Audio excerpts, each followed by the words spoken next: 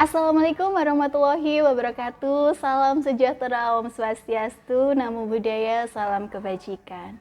Izinkanlah saya untuk memperkenalkan diri. Nama saya Rina Yulida, SKM MPH, dosen tetap program studi Diploma 3 Rekam Medis dan Informasi Kesehatan, Politeknik Kesehatan Permata Indonesia Yogyakarta. Dengan NIDN 0513079201 dan NUPTK 205577067120313.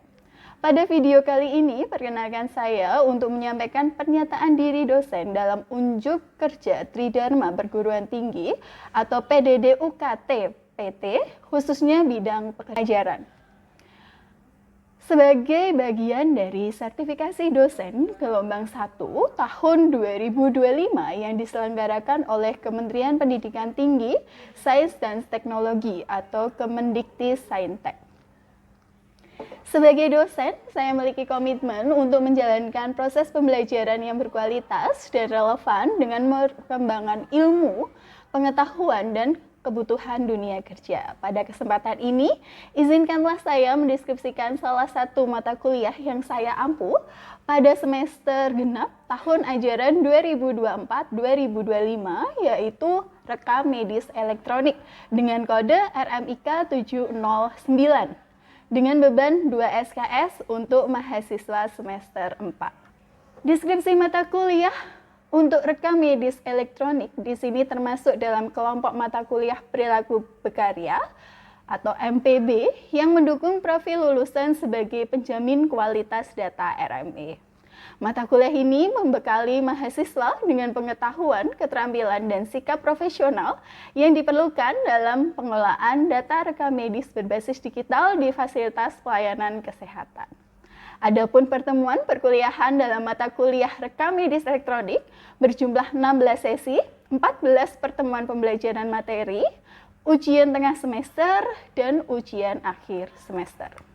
Pendekatan pembelajaran dilaksanakan secara bauran atau blended learning atau pembelajaran hybrid yang mengombinasikan pembelajaran konvensional berbasis kertas atau tatap muka, langsung, dan pembelajaran daring atau online.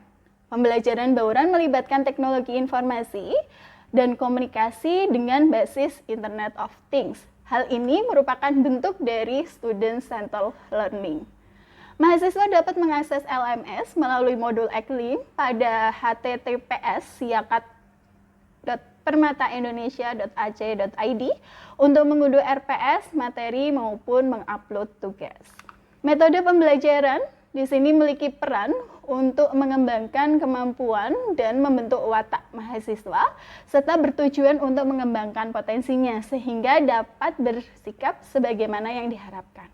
Adapun metode pembelajaran pada perkuliahan rekam medis elektronik yang digunakan adalah tatap muka langsung atau ceramah interaktif, baik luring maupun daring, diskusi kelompok, pembelajaran berbasis kasus atau case-based learning, contextual instruction, simulasi atau praktikum memanfaatkan sistem RME.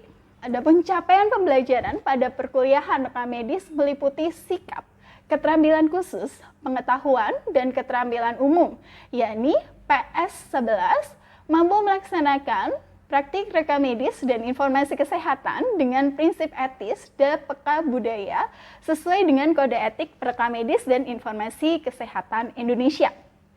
P1 KKI 1 mampu menjamin kualitas data klinis dan data administratif pada registrasi pendistribusian data, pengolahan data dan informasi, penyimpanan, dan transfer isi rekam medis. P1 KK 3 mampu mengaplikasikan teknologi yang digunakan pada fasilitas kesehatan. P1 PT 2, pengetahuan tentang perkembangan teknologi informasi, pengolahan data secara elektronik, interoperability data, dan macam-macam aplikasi sistem informasi di fasilitas pelayanan kesehatan. PKU 8 mampu mendokumentasikan, menyimpan, mengamankan, dan menemukan kembali data untuk menjamin kesahihan dan mencegah plagiasi. Adapun capaian pembelajaran mata kuliah, di sini ada 5 CPMK. Yang pertama, mahasiswa mampu memahami konsep dasar dan prinsip-prinsip rekam medis elektronik. CPMK 2, mahasiswa mampu menganalisis komponen sistem RME. CPMK 3, mahasiswa mampu melaksanakan pengolahan data pasien menggunakan aplikasi RME sesuai alur pelayanan.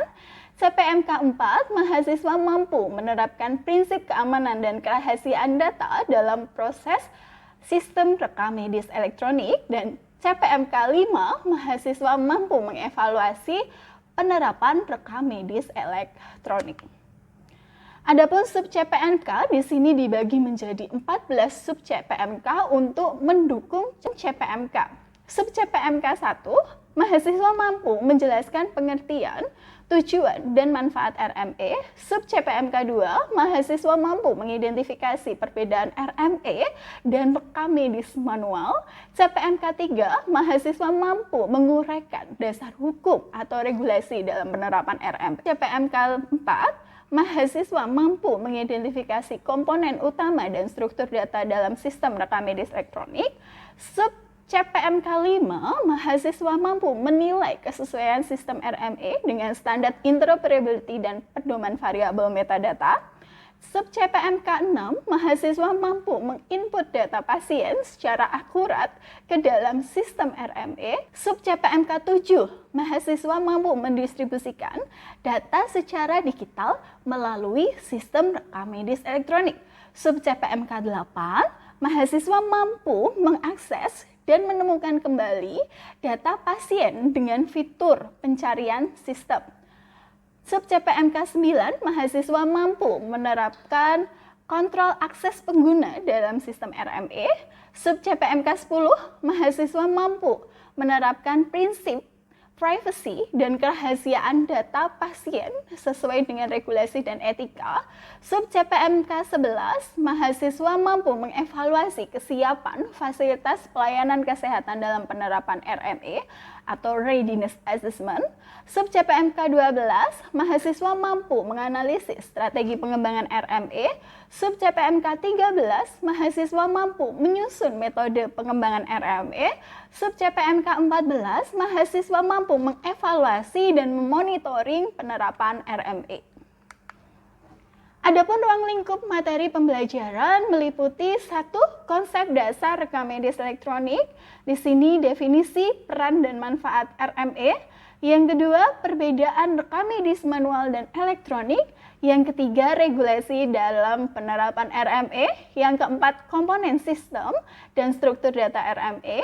Kelima, standar interoperabilitas dan variabel metadata. Keenam, input data rekam medis elektronik. Ketujuh, distribusi data elektronik dalam sistem RME. 8. Retrieval data dan fitur pencarian. 9. Kontrol akses dan hak akses sistem RME. 10. Menerapkan prinsip privacy dan kerahasiaan data pasien. 11. Readiness Assessment implementasi RME. 12. Strategi pengembangan sistem RME. 13. Perencanaan dan metode pengembangan RME. 14. Evaluasi dan monitor sistem RME. Adapun komponen penilaian, di sini ada 4 komponen utama, yaitu ada tugas 20%, UTS 30%, UAS 40%, kehadiran serta keaktif. Terkait dengan kriteria penilaian, di sini ada 78 sampai 100 nilai A, 66 sampai 77 nilai B, 55 sampai 65 nilai C, 40 sampai 54 nilai D, 0 sampai 39 nilai E atau dinyatakan tidak lulus.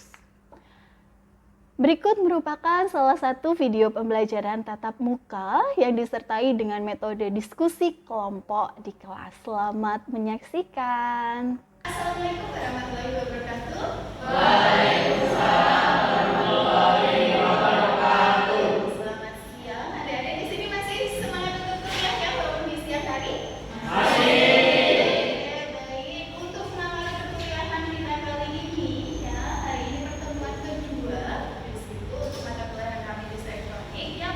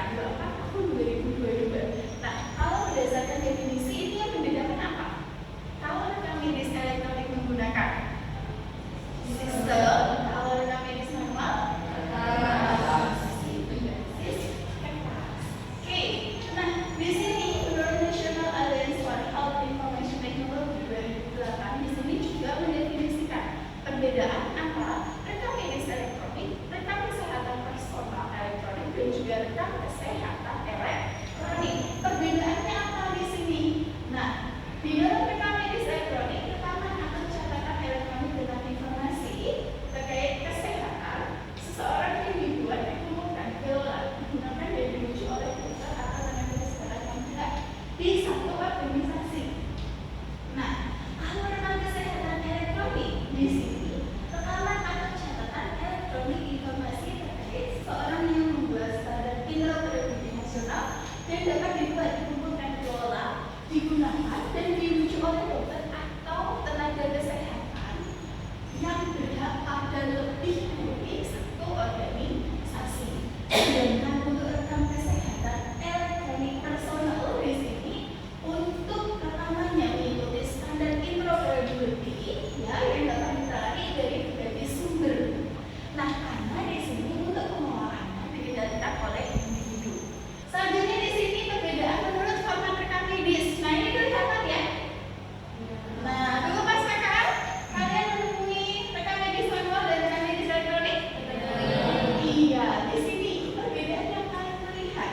Kalau rekam medis elektronik ini masih berbasis kertas dan menggunakan formulir. Sedangkan rekam medis elektronik di sini sudah menggunakan sistem. Dan untuk formatnya di sini format apa? Iya, formatnya sudah digital dan terstruktur. Nah, coba pas PKL dulu ada yang masih belum menerapkan rekam medis elektronik? Sudah.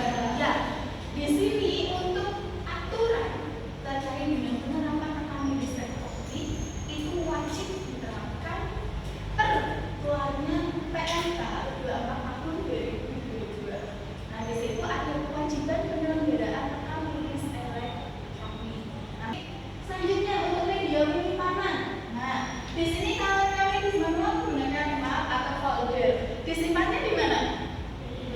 Di file nih. Mungkin kalian pas nemuinya kemarin bertemu dengan file nggak?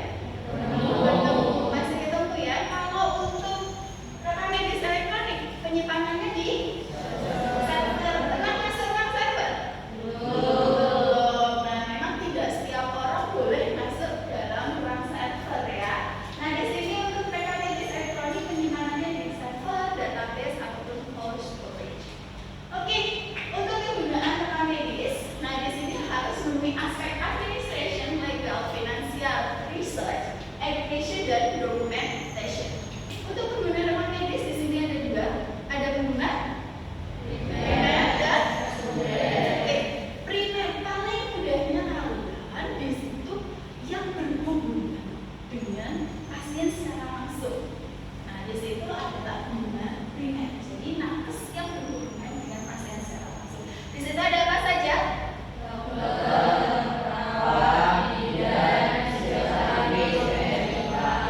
Betul, nah di sini sudah dijelaskan. Nah, kalau pengguna sekunder di sini ada manajer pelayanan dan penunjang pasien kaitannya dengan di rumah sakit.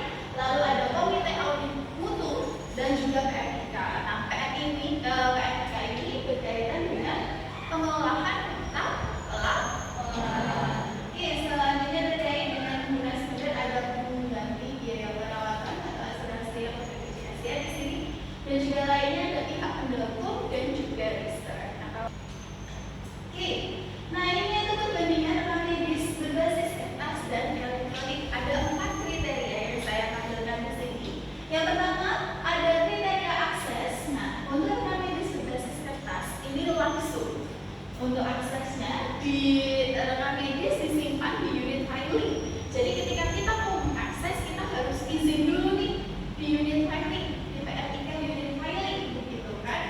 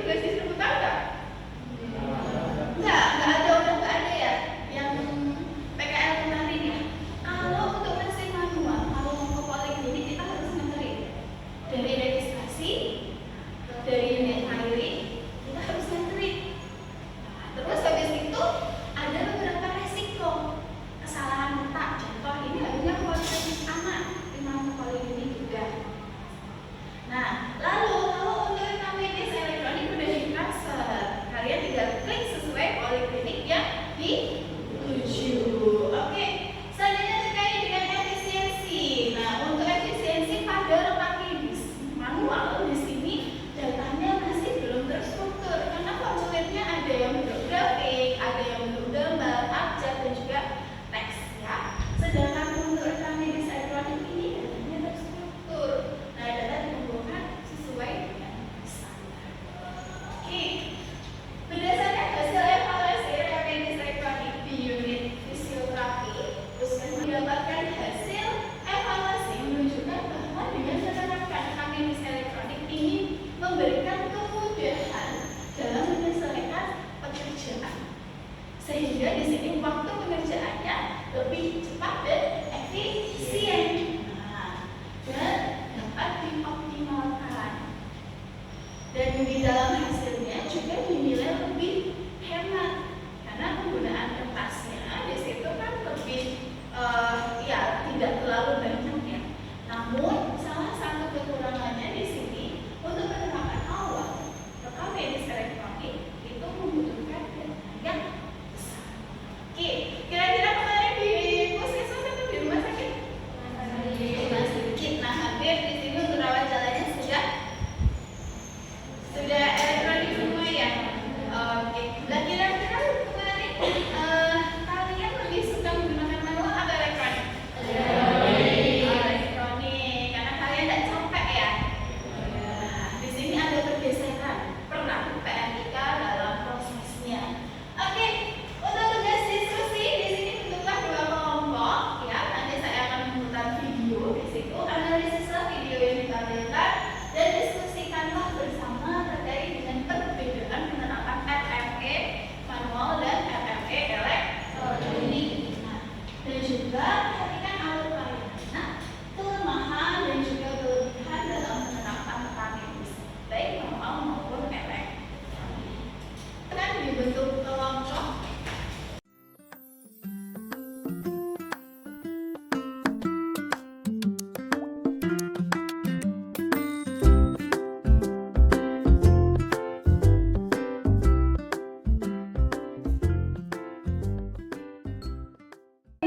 Dan rekam medis elektronik sudah siap dan menyampaikan hasilnya?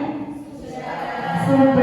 Oke, karena terlebih dahulu silakan perwakilan terkait alur pelayanan rekam medis manual itu dimulai dari pendaftaran di admission atau di loket pendaftaran. Kemudian identitas pasien itu diinput secara manual ke rekam medis manualnya itu di berkas rekam medisnya.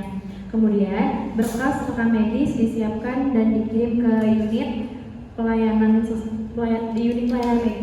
sesuai dengan kebutuhan pasiennya. Oke, terima kasih untuk Anissa jawabannya tadi sudah cukup lengkap ya, mulai dari registrasi sampai ke ya betul sampai pasien pulang dan juga terkait dengan pengolahan rekam medisnya seperti apa, begitu ya. Oke, nah hasil diskusinya seperti apa terkait dengan alur pelayanannya? Baik, berdasarkan hasil diskusi kami tentang alur rekam medis elektronik, alurnya sebagai berikut. Yang pertama, registrasi pasien, di mana data pasien diinput ke dalam sistem elektronik saat pendaftaran. Selanjutnya, proses verifikasi data, di mana sistem mengecek data pasien, membuat atau membuka rekam medis.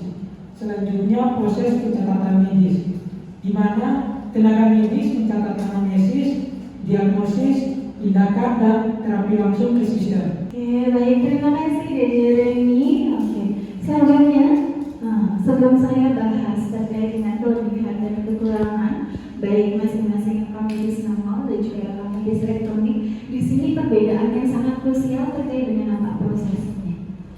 Kalau yang manual semuanya dikerjakan oleh petugas, mulai dari pendaftaran, lalu masuk ke dalam ruang filing kalau pasien lama, ada ngambil berkas, ngambilin